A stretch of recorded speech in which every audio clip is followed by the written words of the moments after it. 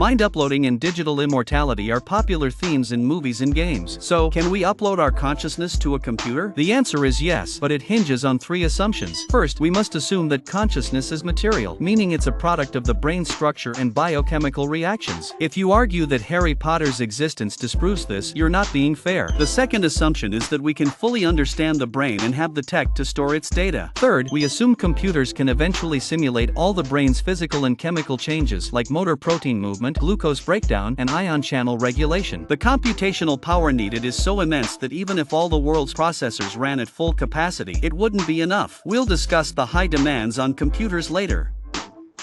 The brain is the most intricate biological structure we know, with 100 billion neurons and 100 trillion connections, all communicating via neurotransmitters at synapses. To capture this complexity, we need a device that can scan at the molecular level, but even the best functional MRI can't do that. In 2019, scientists sliced a cubic millimeter of mouse brain, about the size of a sugar grain, into 25,000 sections, imaged and modeled it, generating 2 million gigabytes of data. If we tried to record every molecule and protein, even all the hard drives on Earth wouldn't suffice. And that's just for a cubic millimeter of a mouse brain, while a human brain is 1.2 million cubic millimeters. Plus, the data itself doesn't do anything. We need software to simulate every nerve signal and biochemical reaction to make it work like a brain. Predicting a protein structure with 200 amino acids has 20 to the power of 200 possibilities. Simulating the entire brain demands an insanely powerful computer.